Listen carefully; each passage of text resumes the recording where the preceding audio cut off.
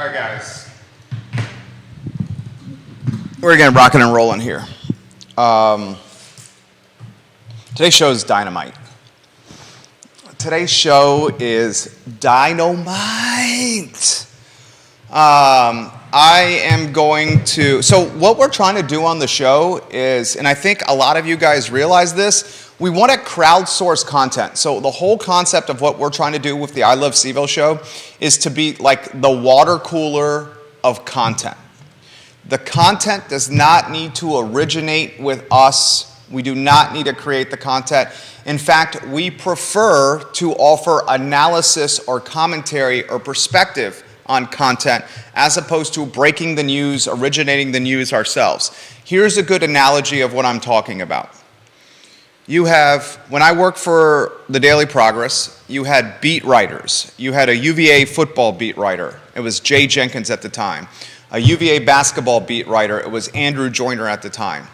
You had an education reporter. You had a UVA reporter. You had a crimes reporter. His name was Reed Williams. And then you had columnists like Brian McKenzie or Bob Gibson or Jerry Ratcliffe. David Maurer is another example of a columnist for the Daily Progress when I was there. The role of the columnist is to offer commentary on the day's news. What I would love for this network to evolve into is a hub for content that's crowdsourced by you, the astute viewer and listener and follower of storylines in the community. Then you share that content with me. We can give you credit or we don't have to give you credit, whatever you prefer. And then Judah and I will do what the columnist does and offer our commentary or our perspective on what is transpiring. Today's show embodies that model. I have content that's been sent to us by someone I respect, John Blair. I have content sent to us by someone I respect, Jehu Martin. And I have content sent to us by someone I respect, Deep Throat, a.k.a. Anonymous, and his oldest son, High Voice. I love you, High Voice. You're good people, High Voice. We are respecting Anonymous's anonymity and his son, High Voice's anonymity. We are legitimately giving props to Jehu and John for providing the content. This is what we're capable of doing here on a network that's nimble and flexible and adaptable. So on today's show, and give me a thumbs up when you got the PTI headers on screen if you could, I'm going to offer, oh, they're on screen. Good job, Judah. Everyone look at the screen. Here's what we're going to talk about today. I'm going to offer Jehu Martin's perspective on what could have been on the downtown mall. It's dynamite. I'm going to offer some perspective on SOL scores and why the outer counties are beating Albemarle County like a drum. Yes, Fluvanna and some of these outer counties are beating Albemarle County like a drum from an SOL performance standpoint. I'm going to talk John Blair's take on what Stanton is doing very well and how Stanton is beating Charlottesville in business development. And then we're going to poke some fun at the Charlottesville City Planning Commission with a fantastic video. I'm not sure if I can get it. He hasn't made it public. Oh, Deep Throat. I see that you're watching. Deep Throat. Can you make that video public? Make it downloadable. Make it downloadable. So can you get in the microphone? Deep Throat is watching right now. Can you let him know specifically in the microphone what he needs to do? There's no download link to this, which means that I believe that downloading is turned off on the video. Can you turn the downloading on so we can play it, Deep Throat? That would be great. Judah can't download the video. Can you make it public or downloadable? This video is effing hilarious. It was put together by an elementary student who I absolutely think the world of. His future is quite bright. It's a video that's roughly 90 seconds long that pokes fun at the Charlottesville City Planning Commission. And Charlottesville City Planning Commission that may or not be wearing shoes during an active meeting. I find this unbelievable. If you want to email it to me, Deep Throat, and also email it to contact@vmvbrands.com. contact@vmvbrands.com. All right, Judah. I think maybe I've got it. No, we'll have them email it to you. Okay. All right. I can rock and roll when you're ready, J-Dubs. I'm literally texting with the banker right now. I'm texting with Deep Throat right now. I'm texting literally with the banker, with Deep Throat. I'm texting with the building owner, and I'm texting with a host at one of Hunter Smith's restaurants, literally as I'm doing the show. All right, let's rock and roll when you're ready. All right, I got the video. I found a tool to get it. Let's see. Quiet on the set.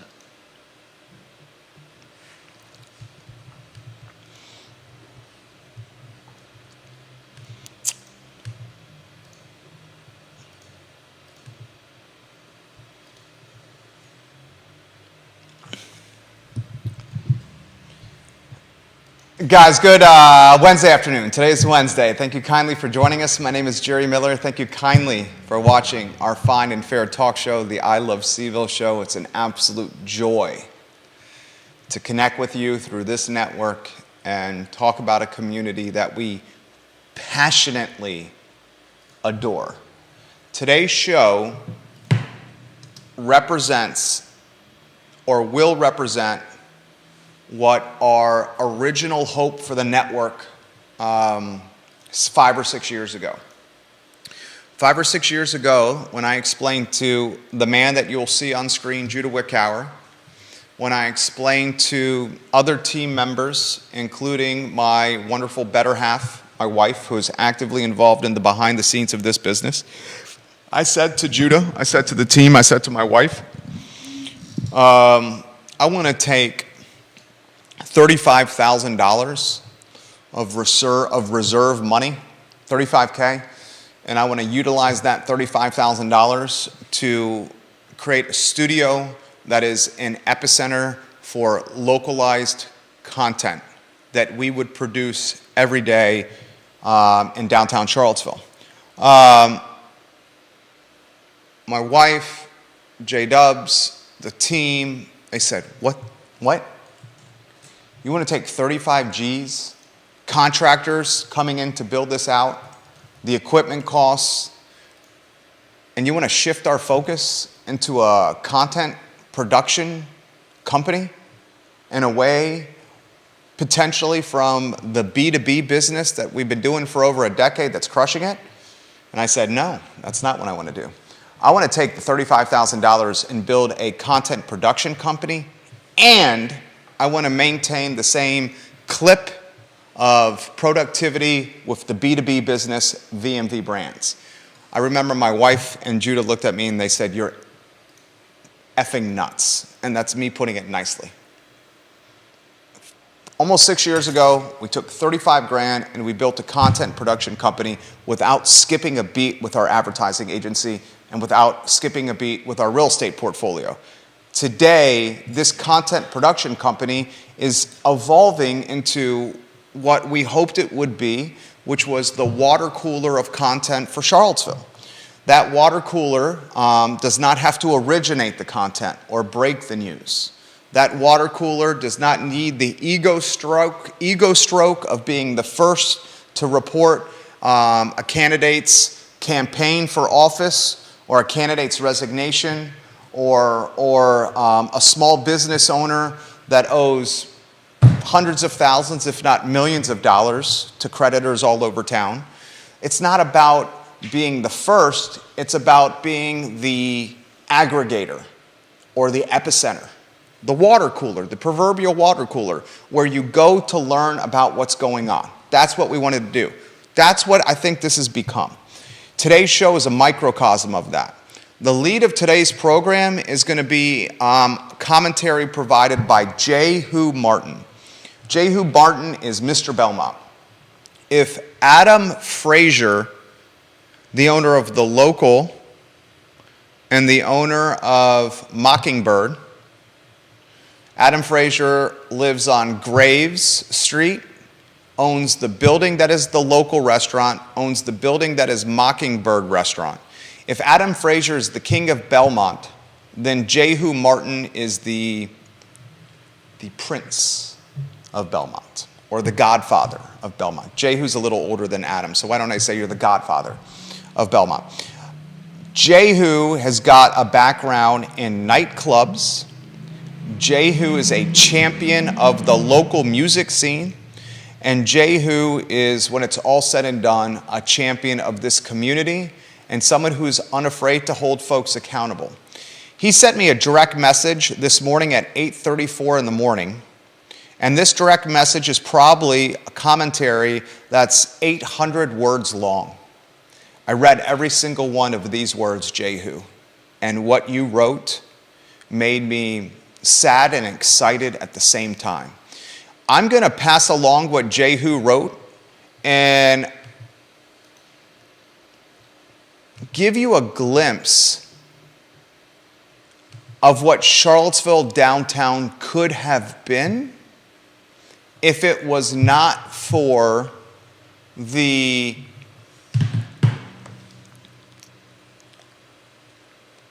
Young and the Restless, As the World Turns, soap opera drama of the Mike Signer, Nakia Walker, Dr. Wes Bellamy, and even a smidge Michael Payne era. We'll talk about what could have been and what downtown Charlottesville could have looked like, and we'll compare and contrast it to what it looks like now. Commentary provided by a man, Jehu. How long have you lived in this community? If you could let me know, that would be amazing. By a man who's been in this community for a very long time. I'm going to talk SOL scores. We'll highlight the discussion from yesterday. And I'm going to ask you, a community of 300,000 people, how is Albemarle County getting beat like a drum by outer county public school systems from an SOL performance standpoint? We'll talk about that.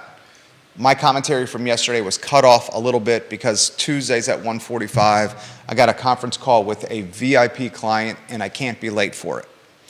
I also want to offer John Blair's take, another guy who anytime he writes something on this network, I listen to learn. It's John Blair. If John Blair's got something to say, I get a notification on all these devices. A lot of the notifications are like, all right, I'll be in a good spot. Let me not read this now. Let me wait till I'm in a good spot.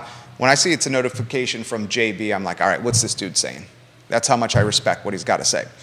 He has perspective on what Stanton is doing extremely well from a business development standpoint.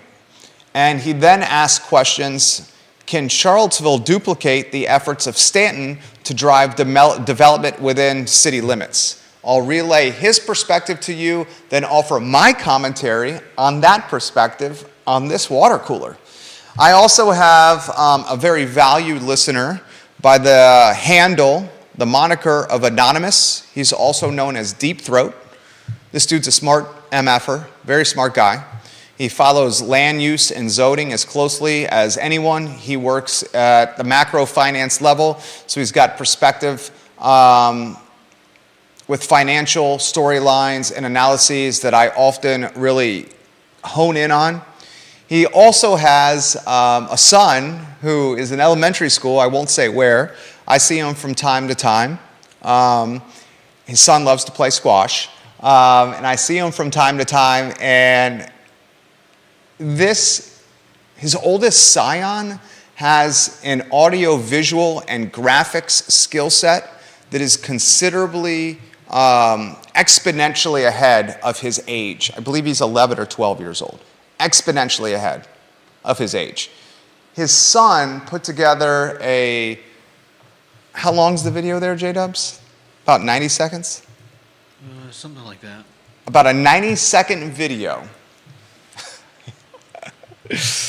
that pokes fun at the Charlottesville Planning Commission, including members sitting at the Planning Commission table, barefooted, on camera, during a meeting that's recorded on the record. He has a music track sound bed that accompanies the 90 seconds of video. Here's the tough part. when you do live shows like this, I cannot play audio that I don't own the rights to, or Facebook will take down my live broadcast. I can, however, play the video version, just the video, no sound. So Judah, when we play this video, it can have no sound, or the social media platforms will take down the broadcast because we don't have ownership rights. But what I can do is take the Vimeo link and share it in the comment sections of 15 Facebook pages, 15 Twitter accounts, on LinkedIn, on YouTube, on iTunes, on Spotify, on Apple Podcasts, on Instagram, on TikTok, on Snapchat, on iloveseville.com, and on a newsletter that reaches about a couple 100,000 inboxes. So get ready. And planning commissioners, my boy Lyle, my boy Rory, we're going to poke a little fun at you, Roar, a little fun at you, Lyle, but we kid because we care. We kid because we care. Don't take offense. We kid because we care. All right, first Jehu Martin's take. I got one other thing. If I don't timely respond to direct messages, it's not because I'm ignoring you, it's because I am getting between 50 and 100 direct messages a day across all the platforms. I will respond. I promise. It just might not be in real time. So Jehu sends me this message at 8:34 this morning. He says, Jerry Miller, what you are doing is vital for this city. Please continue doing it. Then he says, Jerry Miller, how about we take a moment and visualize what downtown Charlottesville could have been, including the projects that were dropped or blocked by the city.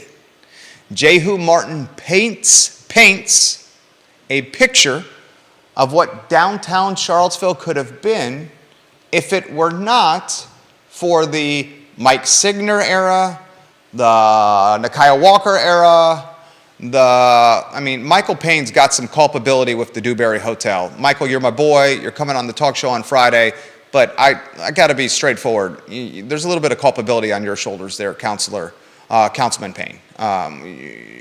That's fair to say, and I'm not speaking out of turn. So Jehu paints this picture, ladies and gentlemen. Jerry, imagine a world-class city in downtown Charlottesville. And this world-class city has a vibrant downtown corridor. A downtown corridor that has a Dewberry Hotel that is bringing thousands of people every year to downtown Charlottesville to stay in a boutique hotel of nationwide prestige. Imagine a downtown Charlottesville that is bookended by Keith Woodard's Water Street project, a project where the farmers market would have a brand new home, a home that includes shade from inclement weather and the dog days of summer, a farmers market that was the linchpin of a Water Street development project that included mixed-use retail and housing right around the market because, hey, who doesn't want to walk downstairs, buy some fresh produce, some fresh meat, and then take it upstairs to enjoy? We all would want to do that. Jerry, imagine a downtown Charlottesville that included Oliver Kuttner's micro apartments that Oliver was going to model after micro apartments that exist today in Manhattan. Micro apartments targeted for young professionals, millennials, zillennials, Gen Zers, who wanted to live and breathe the downtown lifestyle. Jerry, imagine downtown Charlottesville with the late, great Gabe Silverman. Gabe Silverman at one time pitched to leadership in City Hall a connector from downtown Charlottesville to Monticello that included, ladies and gentlemen, cable cars. Cable cars taking thousands of people every year from the downtown mall to Monticello for a tour and back. He says, Jerry, imagine a downtown Charlottesville that had less traffic and more biking and pedestrian opportunities. Imagine a downtown Charlottesville where politics and a focus on diversity, equity, and inclusion did not trump or supersede common sense. Jehu, your 800 words of commentary this morning at 8:30 this morning, 8:34 to be precise, really got me thinking, my friend. I'm grateful for the effort you put into this direct message. I'm going to now offer my commentary on Jehu Martin's content origination. Why is downtown Charlottesville struggling a bit right now, ladies and gentlemen? Very straightforward answer. Why is downtown Charlottesville struggling a little bit right now, ladies and gentlemen? Very straightforward. The answer? It needs more people. It needs more customers. It needs more foot traffic. You go to the downtown mall right now, it's 80 degrees and no humidity. There's barely any people on it. Literally, I just got a pizza from Vita Nova, a chicken parm slice. Vita Nova was empty. Despite having some of the best pie in town, the downtown mall is dead empty right now. You talk to merchants on the downtown mall, and they say foot traffic is just not the same. Not the same since COVID. We have not returned to the foot traffic levels pre-pandemic. Ask any merchant downtown, they'll tell you that. Facts. Facts, people. So, at one time, Oliver Kuttner proposed density. Density targeted for millennials and Gen Zers, young professionals. This was maybe 8-10 years ago. The council, Kathy Galvin, she had a part of this. Kathy, you kiboshed this a little bit too. Kathy, I love you. You come on the program all the time, Kathy. Huge fan of you, Kathy. Huge fan of you, Kathy. But you let perfect be the enemy of productivity. Nakaya Walker, Nakaya, I don't like you so much. Kathy, I like. Nakaya, I don't like you so much. Nakaya, you a number of times have let perfection be the enemy of productivity, and everyone in this community knows that. Okay? Mike Signer, while you were instrumental in negotiating the parking agreement with Johnny Dewberry, the extorting emperor of empty lots, the developer from Atlanta, the former gunslinger of the Rambling Wreck, the Georgia Tech Yellow Jackets, a wee lad who grew up in Waynesboro, that Johnny Dewberry, while you were instrumental, former Mayor Mike Signer, at negotiating a parking agreement that ended up imploding, and it imploded because of current Councilman Michael Payne. I understand why you did it, Michael, but you know you imploded that deal, and I say that with respect, and I know you're coming on the talk show on Friday. Mike Signer had he's got a lot of culpability on his shoulders. How does in-house legal counsel for Willow Tree, while serving on council for Charlottesville City, allow one of the largest employers to go to Albemarle and Woolen Mills? Seems conflict of interest to me. You're the in-house legal counsel for Willow Tree while you're an elected official in Charlottesville City, and your employer, Willow Tree, Tobias Dangle, is paying you to negotiate a deal with Charlottesville government, which you are on to move one of its largest employers and the tax revenue associated with it out of the city into the county. Ay, mi madre, ¿qué pasa, chico? That seems very confusing and very conflict of interest to me. Does it not, you? So here you got Kathy Galvin, friend of the program. You got Mike Signer.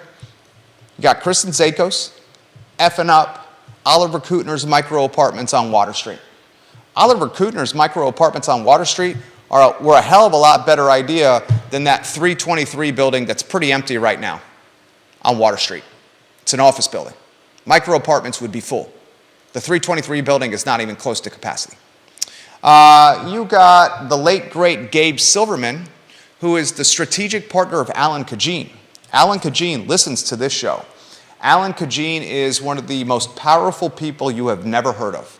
Alan Kajin is one of the largest commercial property owners in the city of Charlottesville. Alan Kajin owns the former Wild Wing Cafe building. Ooh, I just threw my knife. Now I got a fork. This is from Vita Nova. Their chicken parm pizza's banging. Alan Kajin owns the Wild Wing Cafe building, for example. He owns that massive parking lot next to Wild Wing Cafe. Alan Kajin owns the Rapture restaurant building. Alan Kajin owns the Tonic building. Alan and Ludwig Kuttner own Ix Park. Alan owns a number of buildings on the downtown mall. Alan Kajin is the developer of the Shenanigans little Midtown shopping corridor. That Midtown shopping corridor has what? Shenanigans, the One Bridal Salon, a financial firm right there. Alan Kajin, the guy behind the Public building. Before it was Public Fish and Oyster, Daniel Kaufman owns it now. It used to be One Meatball Place. Our firm, VMV Brands, named One Meatball Place and brought that business to market for Richard and Meg Zakin. And Richard and Meg Zakin made their bank, Richard in particular, while working for Paul Manning at PBM. Made so much money, he retired and said, why don't I open up a restaurant? Guess what? That's a tough way to make a living. He realized that very closely, closed it after a short period of time, and now it's Public. Daniel Kaufman and Public have legitimately one of the best restaurants in all of downtown Charlottesville, all of Charlottesville in general. Daniel, I sincerely mean this. In fact, he knows this. Daniel Kaufman sincerely knows I love Public. I love his happy hour. I love his lobster rolls. I love the old fashioned that's made. I'm forgetting the guy who's the bartender. He was formerly a partner at the skate shop on the downtown mall, and he was a one-time manager at Zocalo. Now the bartender at Public and makes a bangin' old fashioned. So where I'm getting at is Kajin is the man. From a holding standpoint, he does frustrate some of his tenants because he's an attorney by trade. Alan's going to listen to this. Everything I'm saying, Alan, is accurate. He is a bi-coastal Esquire based in San Francisco, spends time here in Charlottesville. And when Alan Kajin gives you a lease, the lease is legitimately the thickness of the Old Testament. Okay, some landlords give you a lease that is the thickness of the book of Genesis. Alan Kajin's lease is the thickness of the Old Testament, hell, and even half the New Testament. That's how I's dotted, T's crossed. And if you know that when doing business with Alan, just realize you got to pay your rent on time and you don't want to piss him off. The Dunkels at Tin Whistle Irish Pub pissed off Alan Kajin. Alan Kajin told Jackie Dunkel, and my firm launched Tin Whistle Irish Pub. Judah, can we put you on a two-shot? Got Judah Wickower. Were you on there? You got your mic there? Yep. You remember when we created the name for Tin Whistle Irish Pub? I do. Do you remember when we created the logo for Tin Whistle Irish Pub? Yep. And when we created the name and built their website and launched the brand? We were so excited. We were initially going to call it the effing pub, right? Instead, the silent partner of Jackie Dunkel said, nah, it's not going to be the effing pub. I'm the money guy. Find a different name. Then they chose Tin Whistle. Yeah. Alan kiboshed Tin Whistle on water because Jackie would not adhere to Alan's rules about live music. Alan said you can't play live music after a certain time. Jackie, the tenant, said, no way, Jose, I'm going to do it. Alan said, I have other tenants in this corridor behind you, and you're distracting and disturbing them. I'll give you a couple more chances. Still, it was ignored, and Alan said, that's it, you guys are out. And now Tonic is there. The man has the leverage. Don't cross this dude. Okay, if there's something you take from this show is don't cross the dude. Okay, so you got a downtown Charlottesville that could have had a couple hundred micro apartments for millennials just off Water Street, where the 323 building is, right across from Friendship Court and Garrett Square. Uh-oh, they have a new name. It's not Friendship Court. Uh-oh, it's not Garrett Square. What's the new brand for Friendship Court and Garrett Square? I can't keep up. I'd have to look I it just up. can't keep up with all these rebranding efforts to try to change the denotations and connotations of neighborhoods. I just can't keep up. You let me know what the new brand is for Garrett Square, Friendship, whatever it's called. Okay. So this 323 building is an empty office building. It could have been micro apartments for millennials, Gen Zers to walk around downtown mall, which would have created foot traffic.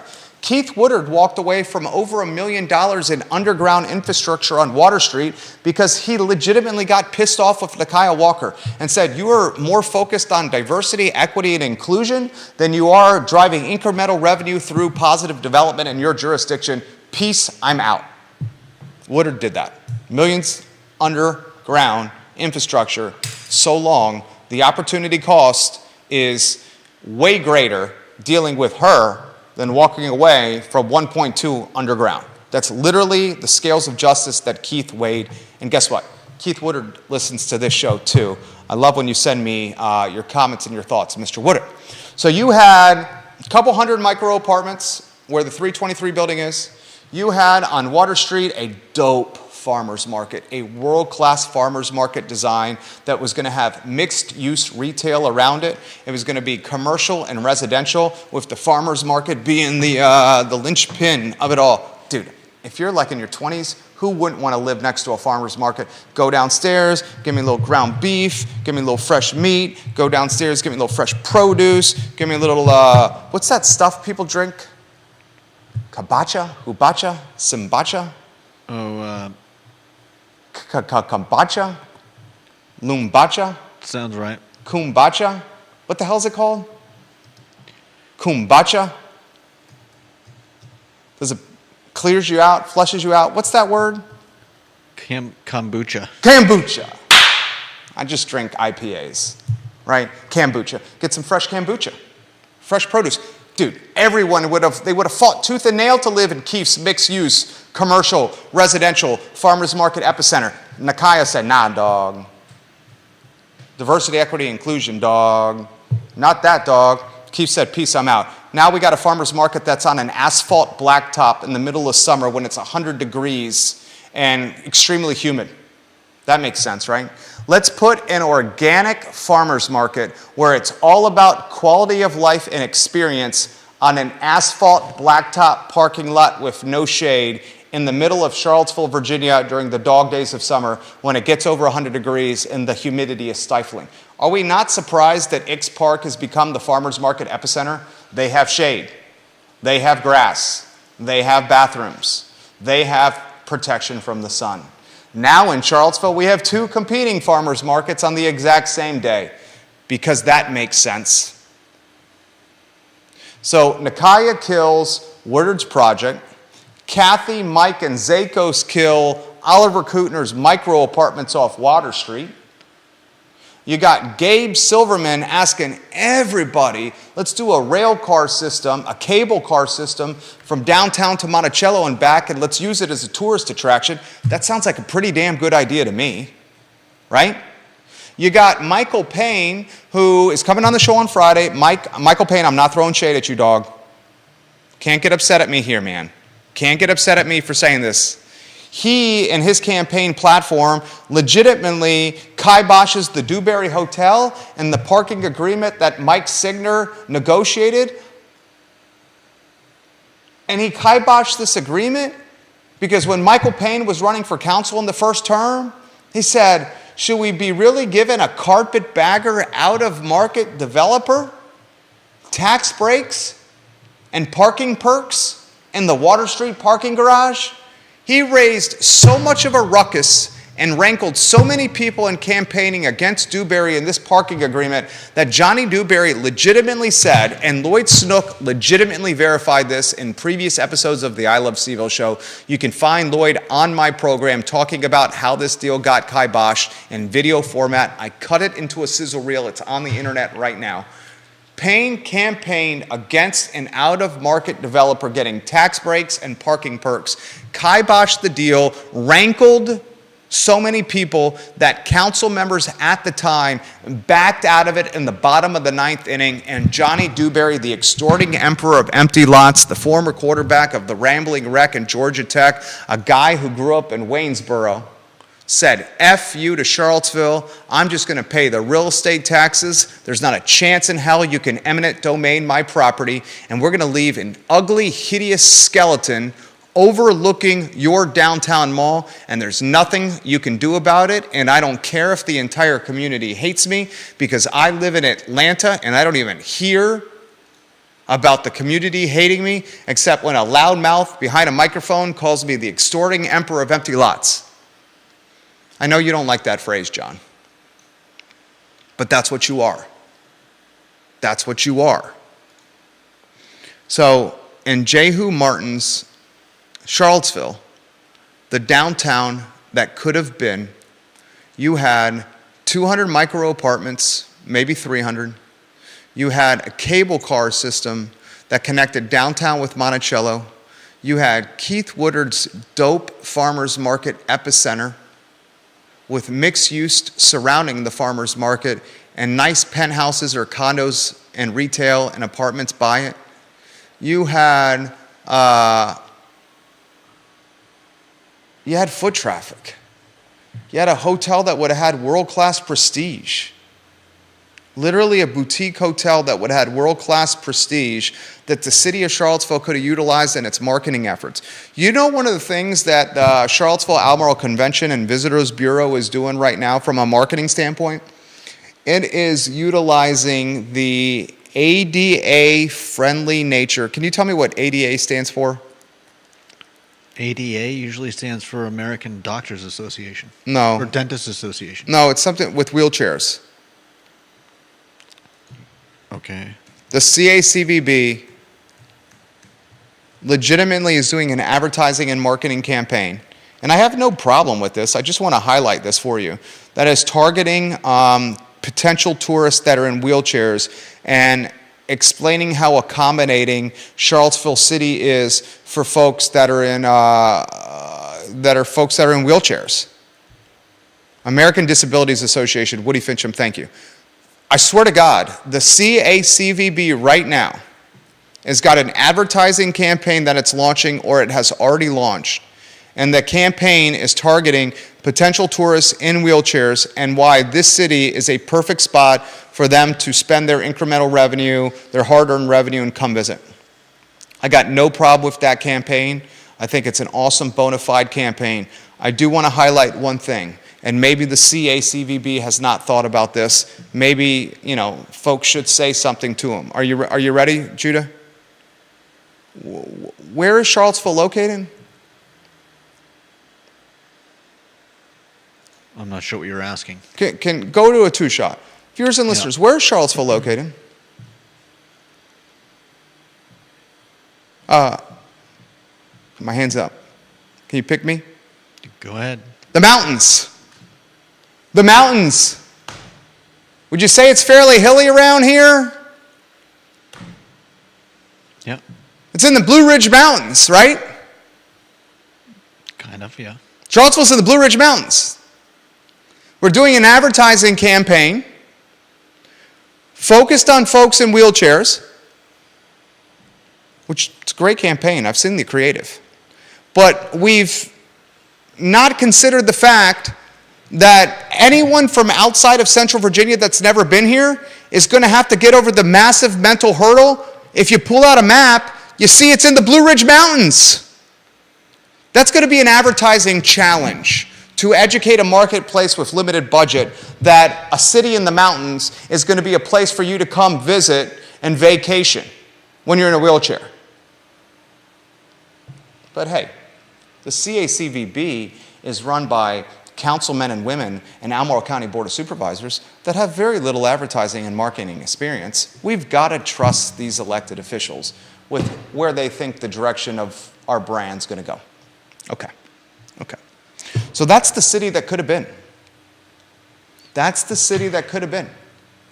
Micro apartments, cable cars, dope farmers market, mixed-use development on Water Street. We had a Belmont Bridge project that was proposed 25 or 30 years ago. Jehu talks about this as well. He says initially when the Belmont Bridge project, listen to this, guys. Belmont Bridge, at one time, the design that was submitted for the Belmont Bridge by the School of Architecture at the University of Virginia, it was a 50-page booklet. Similar designs were provided by engineering and consulting firms from Richmond and Charlottesville. The city, however, ignored the UVA School of Architecture, and the city ignored the engineering and consulting firms in Richmond and Charlottesville. Instead, they gave us a low-capacity, ugly, industrial, dumpy bridge as you see being built today. Now, instead of seeing the ugly, dumpy, industrial bridge that we see currently right now, consider what could have been had the city and councilors had listened to the School of Architecture as opposed to getting their own way. The bridge that was proposed to them was 3 levels, 3-lane bridge. 3 levels, trains on the bottom, 3 lanes for automobiles on the second level, where one turns right and dumps traffic down Garrett Street. The middle one goes another block down Avon, and the one on the left provides an exit for those going locally, no congestion at all. It spread the traffic out beautifully. The third level, a beautiful skyway for pedestrians and cyclists and baby carriages. No cars on the third level, just pedestrians and bikers and moms with babies and strollers. A beautiful bridge that you would just want to come and see because the bridge was state of the art. My wife and I, we live in Keswick. We love coming to downtown Charlottesville on the weekends with our boys. Our youngest is 6 months old. He's in a stroller. These strollers are so expensive. And I've made this comment in the past. Have you ever tried lifting one of those baby carriages out of the car with your kid in it? That thing is damn near close to 70 pounds. I'm doing whatever I humanly can possible to lift this damn baby carriage basket holder of my son out of our Explorer, which is elevated. I'm not the tallest guy. I gotta get on my tippy toes. Can you adjust the camera here? Maybe you're using the studio camera. I'm like on my tippy toes. I'm trying to get this stroller out. It's so heavy. It's at this awkward spot. I'm like doing my back like sideways like this. It's breaking my lower back. And then I have to put him somehow into the stroller here as he's wiggling. And I have to do all this with cars and traffic going by and looking at least somewhat macho for my wife and whoever else is watching.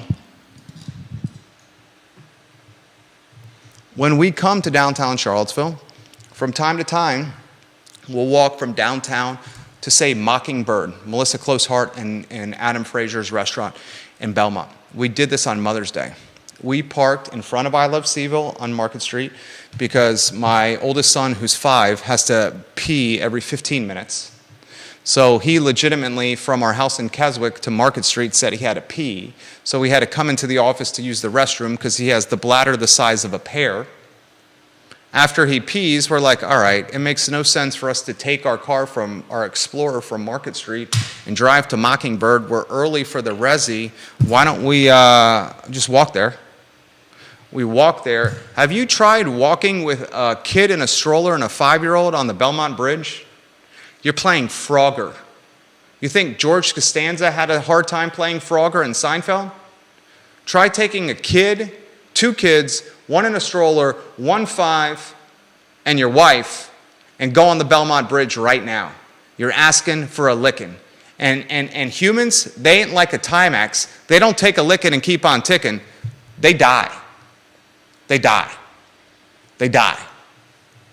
So Jehu's downtown, what could have been? Woo-wee! You'd have foot traffic everywhere.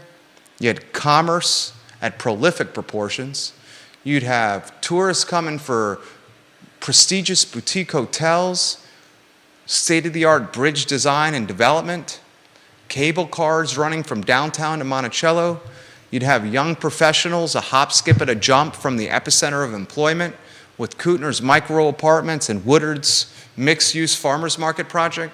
Instead, we got a farmers market on an asphalt top during the dog days of summer, humidity and 100-degree heat. You got micro apartments that ended up being an office building. That office building's not even close to capacity.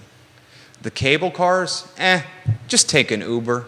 You want to go from the downtown mall to Monticello, just take an Uber. It's not going to be cable cars. The bridge, the Belmont Bridge, have you seen it? Have you been on it? You think it's going to work? And all of these projects had a couple of things in common. You know what those elements are? I'll give you a moment to think about it. What did it have in common? They had government dysfunction in common. They had a priority of diversity, equity, and inclusion as opposed to a priority of new business development and incremental tax revenue. All of these projects had politicians that pursued perfection as opposed to performance or productivity. If these politicians were the CEO or the owner of my small business and pursued perfection instead of performance and productivity, they would legitimately be out of business and bankrupt. And that, ladies and gentlemen, is your 48-minute lesson on Jehu Martin's take on a city and a downtown that could have been. And I encourage you, friends of this fine and fair talk show, to tell folks about it and say, listen to what we could have had. Listen to what we could have had. Listen to what we could have had. All right, before I get to John Blair's take on Stanton, I think I should read some of the comments that are coming in very quickly on this talk show. Daniel Kaufman, hey buddy, love your restaurant. He says, Alan Kajin has always been fair to me as a landlord. He's a straight shooter and by the book, but always fair. Exactly. You don't piss off or cross Alan Kajin because he's an attorney that's going to fucking use everything he has by the letter of the law to drop a hammer on you if you piss him off. But if you pay your rent on time and do what the lease says, he's a great landlord. He's a great landlord. He'll give you build-out stipends. He helps some of his tenants from rent abatement during the pandemic. Just do what the lease says. Kaufman's an example of this. Kelly Jackson watching the program, she says the thing that concerns her most about downtown right now is crime, and she will not let her daughter downtown with adult anymore. She also says because there is less people in downtown Charlottesville right now, the crime is higher. And I completely agree with what she said. Woody Fitcham says that campaign targeting folks in wheelchairs to come to the Blue Ridge Mountains, they're doing that because it makes them feel good. Is that DEI again? If you have a limited budget, and the CACVB does, how are you going to overcome the stigma of Charlottesville in the mountains when you're targeting folks in wheelchairs? CACVB, you keep up the good work.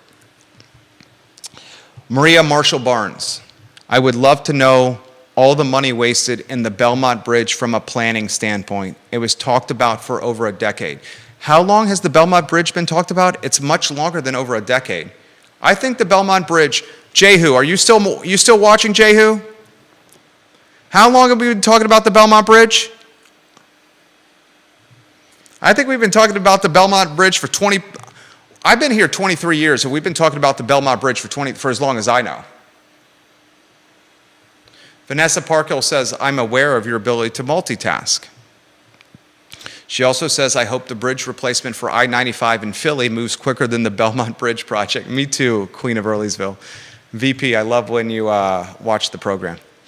Philip Dallin, Scottsville. He's the king of Scottsville. Seville Council has the mentality of a grade schooler. Many, many problems on that council. And he says it's the Americans with Disabilities Act, ADA. I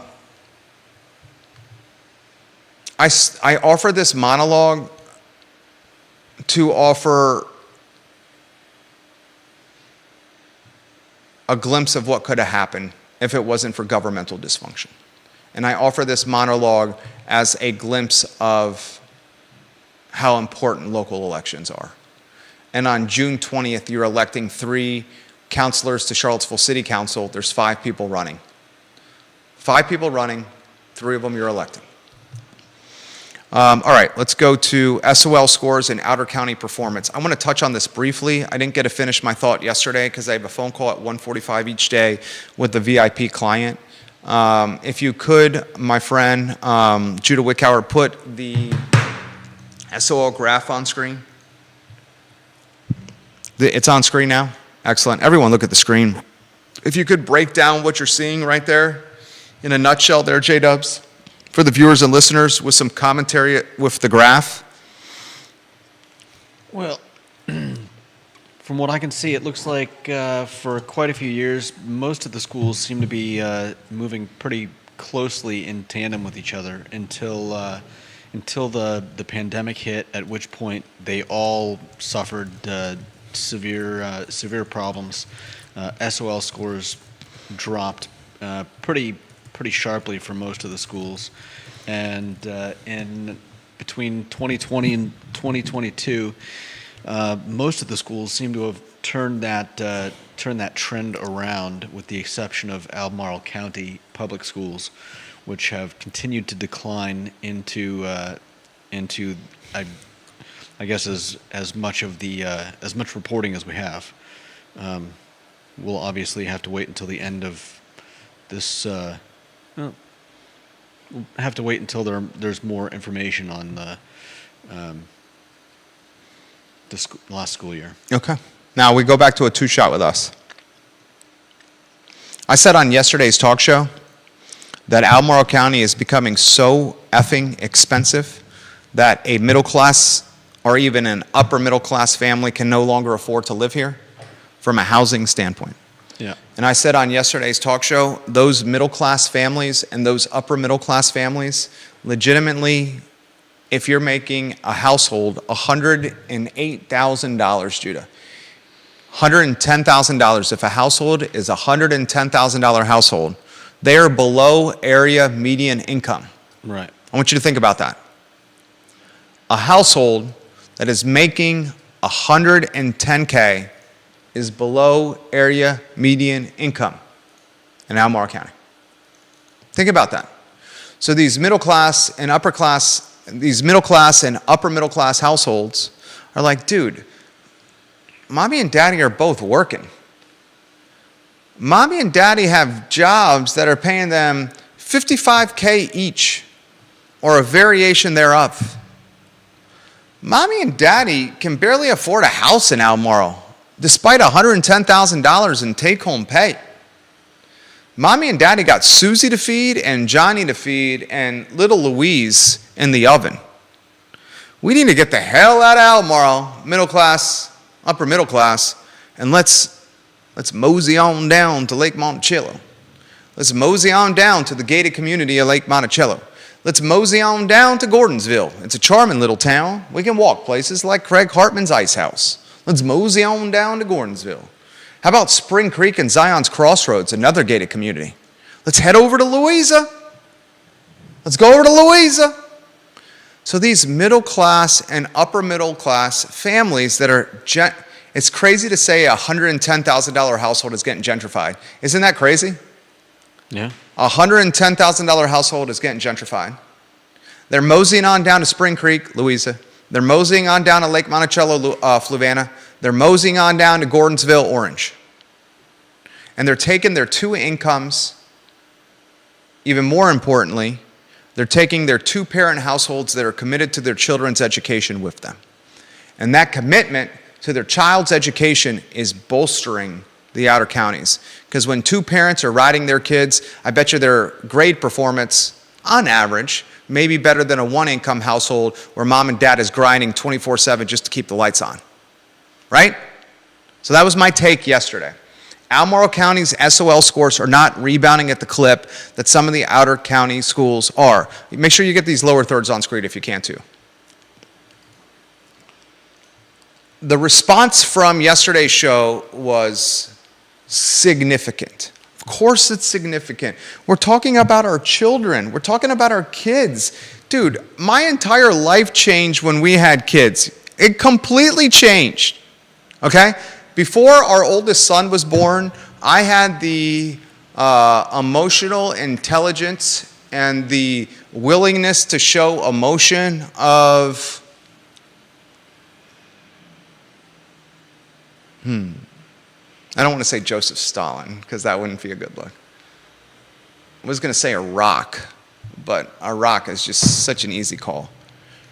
What is an object or a brand or a person that has very little emotional intelligence and willingness to show emotion of any kind?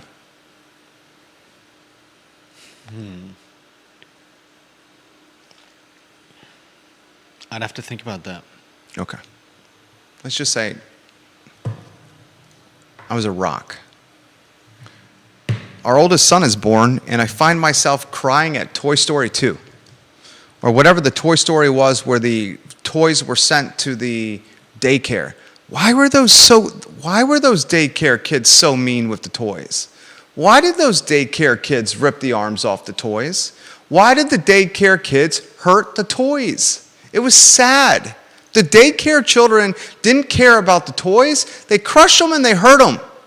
And the toys were personified in Toy Story 3, and I cried. I'm sitting at my bed at our old house in Redfields, bawling to Toy Story, whatever number that was. Was that 3, the daycare one? Was that 3? I think so. I'm bawling. And I look at my wife and I say, what the hell is happening to me? I'm bawling. And lo and behold, it's called becoming a dad. How many fathers out there can relate? After you have a kid and you watch a 9-pound bowling ball come out of your wife's vagina, and you're in the hospital and you see her labor for a day and a half from butt and back pain, and 3 epidurals, 2 of them that literally failed, 1 literally in front of the doctor's face. Like, it splashed on the doctor's face, and the doctor was more concerned about the epidural splashing on the face than the fact that he's stabbing my wife in the spine while she's pregnant. And for some reason, we still had to pay for that epidural, despite him effing that epidural up. Donna Price. Hey, Donna. Good to see you. We had Supervisor Price just walk by. You saw Donna? Yeah. She's great. Mm-hmm. Love Donna Price. I became kind of a softie. And you guys see it from time to time. Remember last week when I was talking about my wife and all the moms out there? And I got emotional in the show because my wife carries a heavier burden than I do. I get to go to work. Now, granted, I'm clocking 60, 70 hours a week, but I get to go to work and do a job that I legitimately invented for my God-given skill set and ability. 15 years of being self-employed, I'm legitimately doing the work that I love doing, that I'm passionate about. I get paid well for it, and oftentimes I don't feel like I work a day in my life. I'm sure Judah Wickhauer feels the exact same way as that. Yeah. Oh, yeah. Judah's being very kind. He's being very kind. My wife is home with 2 maniacs. One of them, a 6-month-old, almost 7 months, that has not slept through the night once. He legitimately has not slept through the night in 6.5 months, Judah. Not from when we put him down to when we wake up, have we got a full night's sleep. And the oldest, 1,000 miles an hour from 6 a.m. to 10 p.m. at night. Dude does not need a break. Dude does not need a break, does not need a nap, goes balls to the wall 6 a.m., 9 or 10 p.m., I swear, like balls to the wall, 1,000 miles an hour. The other day, this dude did swimming lessons for 45 minutes in the morning, ate a Fig bar, went to squash lessons for 45 minutes, ate a hot dog, went to a baseball game where he is running around like a maniac, ate 2 other hot dogs, 2 Fig bars, a pack of gummy snacks, Welch's, not Mott's. God, don't give him Mott's, only Welch's. 3 juice box, and half my hamburger. Then he went to a kid's birthday party at Belmont Park, ran around for 2 more hours. After the kid's birthday party, he ate 4 slices of pizza. He's 5 years old.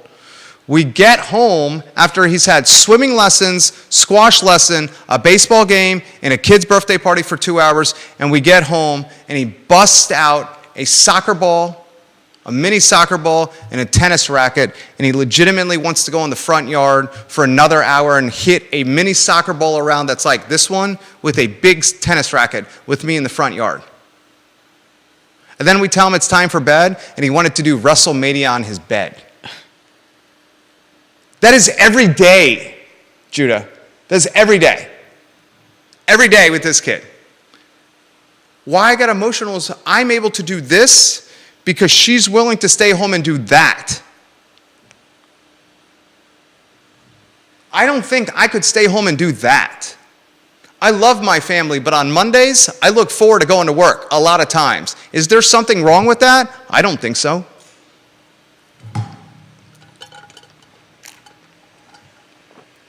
The response was overwhelming about my take on SOL scores yesterday. This is something that I did not highlight that came from a number of mothers and a number of people that watch this Fine and Fair talk show. Ginny Hu on Twitter said, "You can also look at the homeschool numbers. There are more families in Albemarle keeping homeschooling than the other counties, partly because those schools opened more quickly in 2022. As an aside, ACPS does not keep records of who leaves for private school." So Ginny Hu makes the call that during the pandemic, Fluvanna, Louisa, Orange, the outer counties were much quicker to open, where Albemarle County Public Schools got stuck in its own way, i.e. politics. She's right. Opening schools early got people to move from Albemarle to the outer counties like Greene, Orange, Louisa, Madison. Why? Because little Johnny and little Susie should not be learning their ABCs in the 1, 2, 3s in the coat closet or in the spare bathroom in the basement. They should be learning their 1, 2, 3s and their ABCs in a classroom amongst their peers. And for a 2-year stretch, educators thought that little Johnny and little Susie should learn their ABCs and their 1, 2, 3s in the coat closet and in the spare bathroom in the basement instead of classroom amongst their peers. Now, with the benefit of hindsight, we realize that set our children back a level that we do not truly even understand today.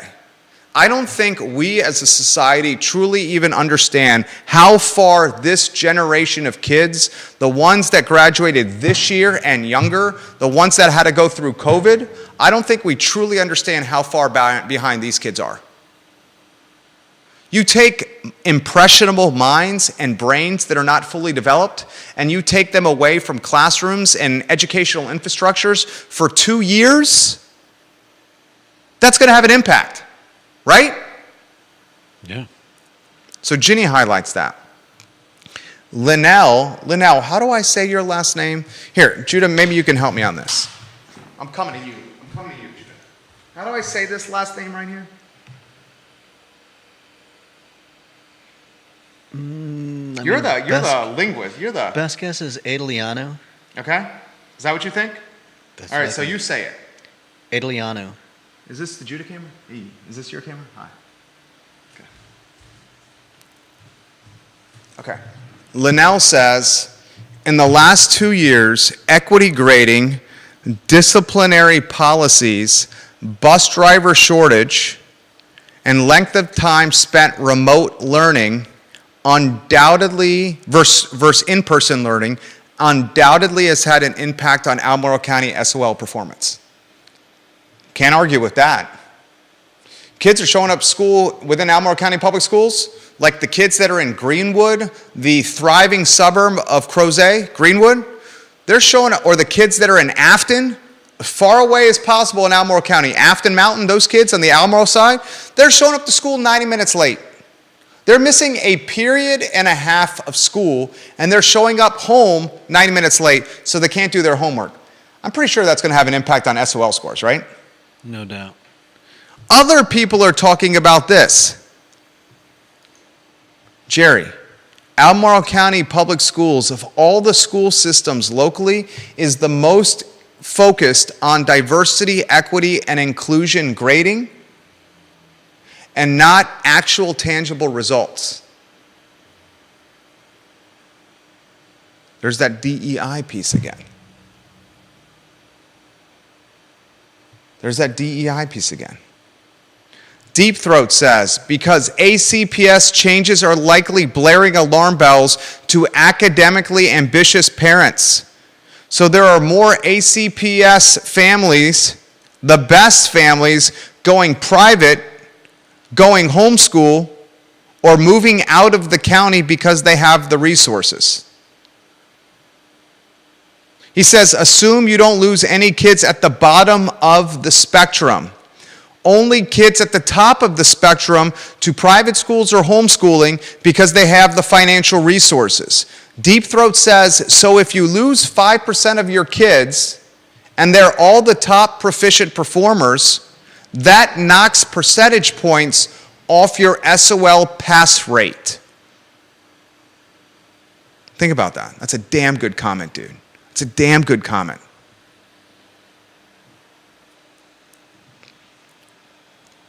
Kindlewood, he also says, is what they're going to call Garrett Square and Friendship Court. Yeah, I believe they've already changed the name. Kindlewood. And he says, doesn't that brand sound like a place that's going to catch on fire? Kindlewood. All those comments from moms and dads watching the show are literally, Judah, all these things are happening at the exact perfect storm of cost of living gentrification. Bus driver shortage, Yeah. teacher shortage, DEI curriculum, Albemarle late to open, outer counties first to open, ridiculous wealth in Albemarle able to afford privates and homeschooling, all colliding at the same time of massive affordability gentrification. And as a result, you have what you have today. Put that graph back on screen.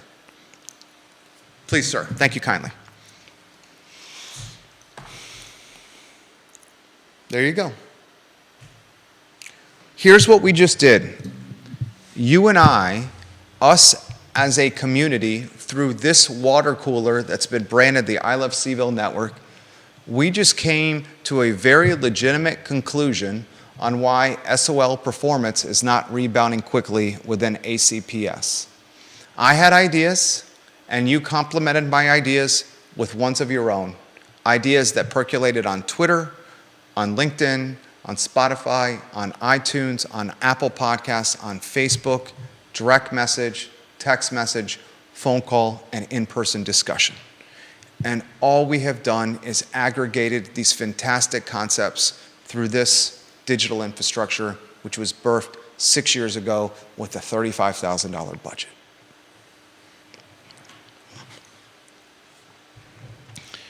All right. Anybody want to offer any comments on that? Happy to relay them live on air. Yes, many comments are coming in. Many comments. All right.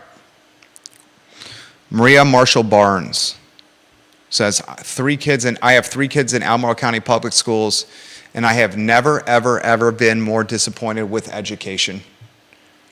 It was way better 10 years ago, and it's sad. That's from a mother of 3. Vanessa Parkhill is a mom.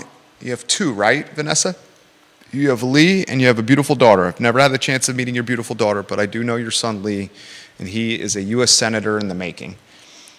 Possibly, she says, the most frustrating thing about what could have been is that forsaking those projects in the name of DEI has not only robbed us of those wonderful things, but those policies do not seem to have resulted in better lives for low-income residents of the city either. Same with schools. Typical of socialist-leaning policies. Often fewer are lifted up and more are burdened and dragged down, making everyone more equal, just that they're more equally miserable. Vanessa Parko. Why'd you smirk on that one, Judah? I've heard that before. It's a good soundbite. Yeah. Applicable, you think? Oftentimes. Oftentimes. All right, next topic. This is from John Blair. This is on, wow, we are an hour. I want you to find a broadcaster that can go an hour and 12 minutes straight of talking without taking a commercial break. Is there one in this 300,000 person market that goes an hour? Oh, there's Loud Clapping Man. There's Loud Clapping Man. You see him? Yep. That's the Loud Clapping Man that posts up by Barracks Road and claps and walks up and down the downtown mall, clapping loudly and saying crazy, crazy things. You know who I'm talking about? Oh, yeah. I don't miss passing him every day. Loud Clapping Man bothered you? I used to pass him every day. It was, Always wearing a tank top and a Rasta hat, jacked biceps, screaming and clapping at the top of his lungs. I've always meant to ask him, doesn't that strain your vocal cords, Mr. Loud Clapping Man? But you know what? I don't ask him that. Get enough exercise. You know why I don't ask Mr. Loud Clapping Man if he strains his vocal cords by loudly screaming and clapping all day? Because you don't care about the answer? Is that what we call technically correct? I plead the fifth. You know me well, don't you? I mean, you asked me to guess, right? You know me well, don't you? Well, what was your answer going to be? That was the answer. Oh, was it?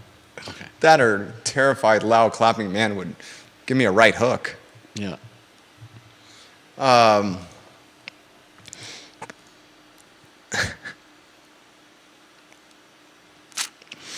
John Blair's take on Stanton. This is a great post. This is from LinkedIn. He sent it to me yesterday. Let me call it up. I'm going to read it verbatim. John Blair, John Blair, John Blair. All right.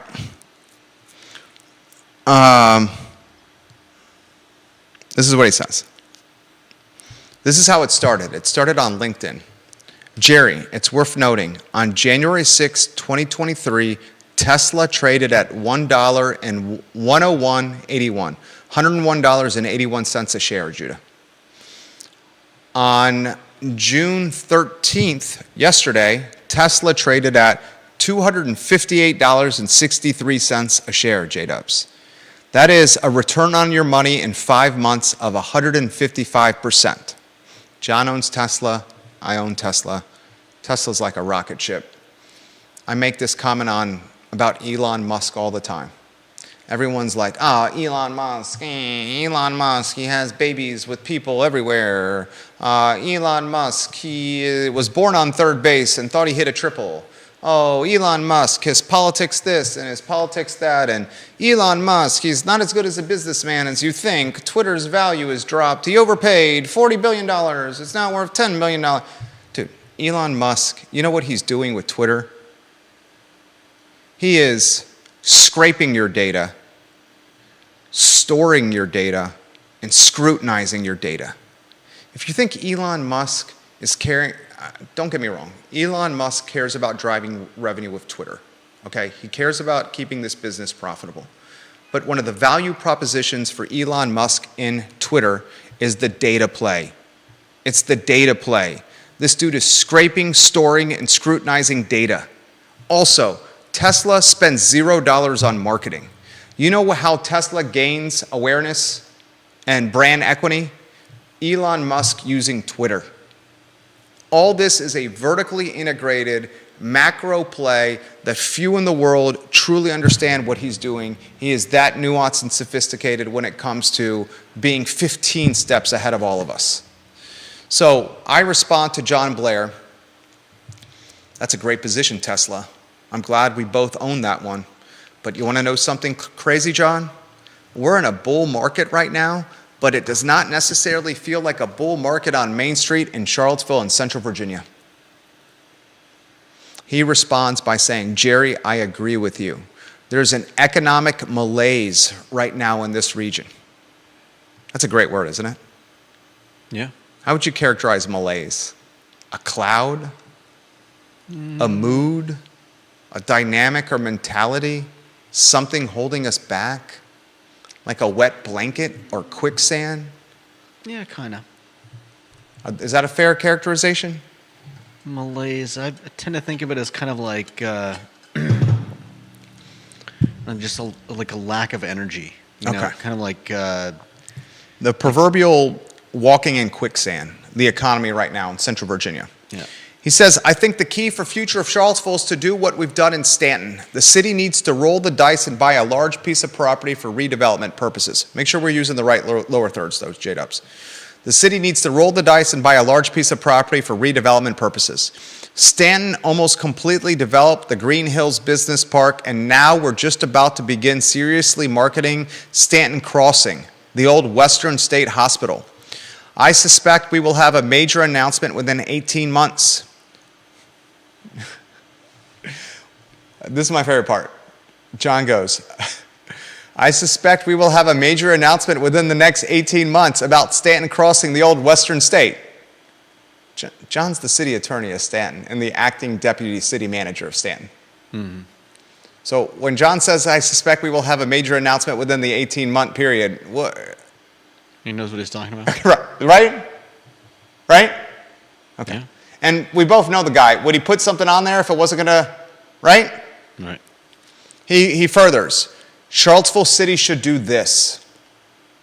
Charlottesville City needs to have the land available for when the Biotech Institute at UVA has researchers who hit pay dirt and the city has a large park to open up, 2 or 3 larger companies with 100+ employees. That will refresh the economic outlook for the city. Do you believe anyone at Seville City Hall has the vision to allocate the city's scarce resources towards an economic development push like this? Reduce allocations to other functions to make a bet on economic development. It's got to be done to renew the region's prosperity. Seville is the richest per capita city in the Commonwealth outside of Northern Virginia. It should have the resources to implement this type of strategy. I asked him, can I relay this live on air and on other platforms? He says, absolutely, with one condition, that you also mention William Vaughn and Amanda Demio, who are Stanton's economic development team. They are absolute pros, the best in the business, and they're going to land the Stanton Crossing plane. I'm going to send Amanda Demio a LinkedIn request. Amanda, I just shot you one. I'm going to send William Vaughn a LinkedIn request. He's the Director of Economic Development at the City of Stanton. William, I just tried to connect with you. Looking forward to connecting with you. Amanda, I just sent you a LinkedIn request. You're an Economic Development Specialist in the City of Stanton. Amanda and William, come on the show. Let's champion Stanton, and let's utilize our massive reach of viewers and listeners to drive people to your jurisdiction to spend their hard-earned dollars, and then they will leave and not tax the rest of your resources. Legitimately win-win for you. The University of Virginia has the Paul Manning Biotech Institute about to come online. Paul Manning Biotech Institute, UVA. Google that. Paul Manning Biotech Institute, UVA. I just did that. Hey, there's a lot of stuff to read here. Imagine that. All right, I'm going to click the second link down from news.virginia.edu. Clicked it. Guess what? Paul Manning, the guy behind Dairy Market. Paul Manning, the guy behind PBM Capital. Paul Manning, the guy behind that baby formula, healthcare-focused investment firm. He's given $100 million. $100 million to the University of Virginia. That $100 million is going to be the groundwork for the Paul Manning Biotech Institute. The Paul Manning Biotech Institute, the University of Virginia legitimately has said, will drive at bare minimum 2,000 to 3,000 additional people to the Charlottesville-Albemarle area. And these 2,000 to 3,000 additional people that are coming to the Charlottesville-Albemarle area will easily, these 2,000 to 3,000 people, be making 6 figures plus each one of them, Judah. Okay. Then the University of Virginia said it expects an economic ecosystem to be birthed or associated with the Paul Manning Biotech Institute. It's like when a hospital is built. Who was telling me this story? A client who I will not utilize his name. He was comparing Louisville and Nashville to me yesterday while we were sitting at the Mud House on the downtown mall. I'm helping this particular client find commercial real estate. And if you're a landlord in the Charlottesville urban ring, I need 10 to 15,000 square feet and 30 to 40 foot ceilings. Just call it 12,000 to 15,000 square feet and 30 to 40 foot ceilings, well-capitalized client. If you have that, reach out to me, we can make a deal. He's telling me about Nashville and Louisville. There's a hospital in Nashville, I forget the name of the hospital in Nashville. That's where I went for my bachelor party, it was awesome. Nashville was awesome. Is Dirty Curdy watching the program right now? You watching the program, dog? Where are you at? Let me see if you're active. Hey, you're active, Dirty. What's up, Kurt Shaver? Wasn't it awesome, dude? That was a great time, was it not? Such a good time. So my client, who I'm eager to help, if you got 10 to 15,000 square feet, 30 to 40 foot ceilings, please reach out to me. Urban Ring. He says, Jer, there's a hospital that's in Nashville right now, and they thought about going to Louisville. But Nashville rolled out the red carpet, and Louisville did not. Nashville got the hospital, and a boatload of businesses immediately just sprung up next to the hospital because of the economic ecosystem spurred by the hospital system. Louisville, they didn't see the big picture, and now it continues to be this sleepy little town that is begging for economic development. You may know it for the Derby, the Kentucky Derby, but outside of that, it's a fairly sleepy town. Nashville, on the other hand, is booming with economic activity. It's like, damn. And that immediately made me think about the Paul Manning Biotech Institute. You got $100 million just from Paul Manning. UVA is putting some money in itself. Let's see. In addition to the generous gift from Paul and Diane Manning, the first phase of the Institute will be funded by a substantial initial investment of $50 million from the Commonwealth of Virginia and $100 million from UVA for a total investment of $300 million. They're building a $300 million facility. Let's see. Where is the facility? I need to give you the exact spot. Is it Fontaine Research Park? I'm reading on the fly. I'm texting developers, bankers, hosts, asking Judah to put the lower third on screen, hosting this talk show while reading virginia.edu, all live on air. I believe it's Fontaine. So we got a $300 million project. Let's just say it's Fontaine. Don't hold me to it. I think that's where it is. Those three bills are going to birth so many businesses tied to it, the economic ecosystem, just like Nashville and the hospital system. So UVA is straight up telling us, guys, 2,000 people, 3,000 people, all making $100 or more with this $300 million ecosystem. We know that's coming. And then UVA also tells us you're going to have a boatload of private businesses that ride the coattails of this institute. Remember, the data science school is very close to opening on Ivy Road as well. And you're going to have the same ecosystem riding the coattails of the Joffrey Woodruff funded data science school. Interestingly, and Joffrey's a friend of the program, hell of a squash player, great guy. Love seeing him, love playing him, A+ people.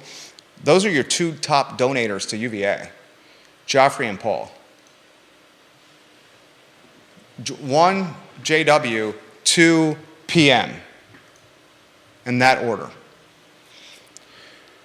You're going to have, in the next, I don't know, call it 5 years conservatively, a new ecosystem birthed around the data science school and a new ecosystem birthed around the Biotech Institute. And if you don't think that's going to gentrify these communities to levels you've never seen before, you're huffing the glue out of the Ziploc bag.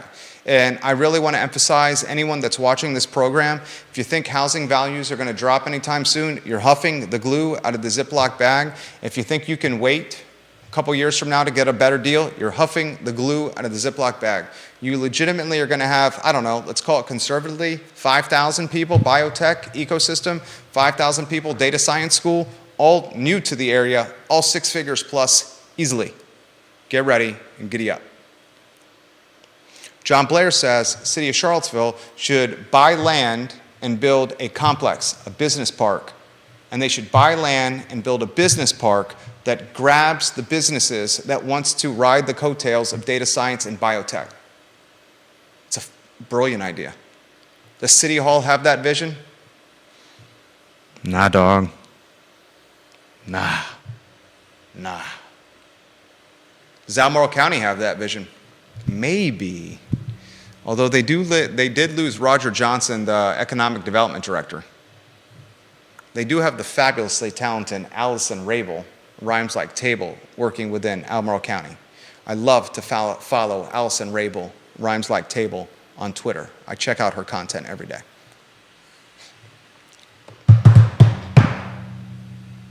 City of Charlottesville, you better buy some land and see if you can create a business park like Stanton has done. That'd be real nice if you did that. Green Hills Business Park in Stanton. Now they're taking the old Western State and turning it into Stanton Crossing. The jurisdiction is doing the development itself.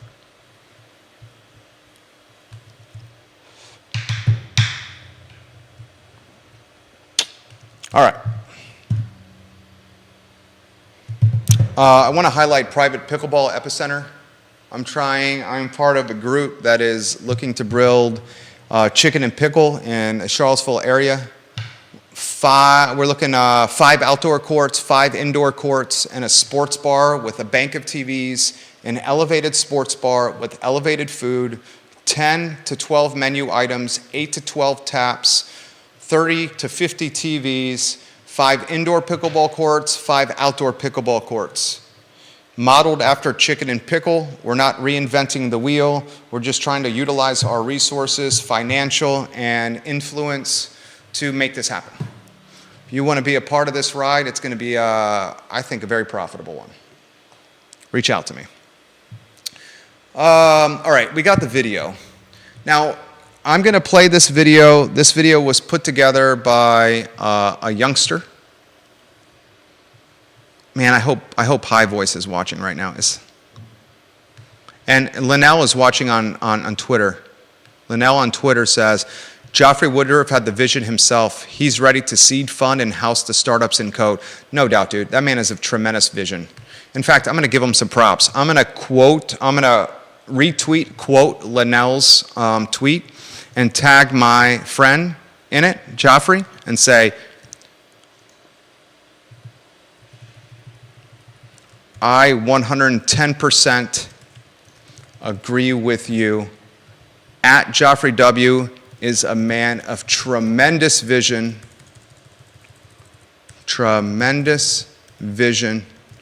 and a bona fide asset. I always misspell asset. It's A-S-S-E-T. Yeah. And a bona fide asset for the Charlottesville and, I misspelled Charlottesville. Charlottesville and Central Virginia communities. We're lucky to have him. Send that tweet. Just did it. And I sincerely mean that, dude. Dude builds code. Dude took an ice park that was a forgotten piece of crap and turned it into an epicenter of an entrepreneurship. Code. Can you know what of the downtown, the downtown mall, it would have really been in bad shape if Joffrey hadn't have bought the ice park and Mark Brown straight up said it's not going to be an ice park anymore. There was a legitimate opportunity that ice park would have had no ice in it and would have just been an empty building. So we would have had the Dewberry Hotel skeleton and the ice park skeleton, because Mark Brown, the parking czar of Charlottesville, said he wasn't going to run the ice park anymore. Joffrey bought the ice park and built a badass building. He should get props. He funded the data science school. Legitimately. Dude funded the data science school with his money. Anyone that gives that man grief with what he does with his money, I'm going to call out. I will call out personally. And I've seen parts of the community say, oh, he's doing this for squash. He's doing this for data science. Yeah, he busted his tail, created a company, failed before the company created another one, QIM, and it's a badass company. Dude can do whatever he wants with his money, right? Yeah. You agree or disagree with that? Yeah. It's his money. Exactly. Anyone throwing shade on somebody that's doing something with his own money, you know what that's called? Yeah, won't go down that road. He's an asset to the community. All right, we're going to have some fun at the expense at the Charlottesville Planning Commission. This video was put together by an elementary school student. I think it's amazing. I will share this Vimeo link all over social media. This video has audio also tied with it, but I cannot play audio that I do not own the rights to on this live broadcast because the platforms will take down my broadcast. So what I'm going to do is I'm going to take the Vimeo link with the actual audio that includes great music tied, a phenomenal video, and with an audio soundtrack underneath it, and I'm just going to play the visual component of it. I encourage you to watch the visual component of it and then go to the comments section of my personal Facebook page, facebook.com/Jerry Miller Now, and watch the video with the audio. Judah, you ready for this? Just make sure it has no audio, okay? Yeah. Viewers and listeners, thank you kindly for joining us on the I Love CVille show. I have now gone 93 minutes straight of talking without taking a break, without playing a commercial, or going to the bathroom. There's not a single broadcaster in a 300,000 person market we call Central Virginia that does 94 minutes straight of broadcasting without taking a break. This, a little poking of fun at Rory Solzenberg, Lyle Sola Yates, and the Charlottesville Planning Commission. Please make sure it has no audio. Let's cue up that video in 3, 2, 1. So long.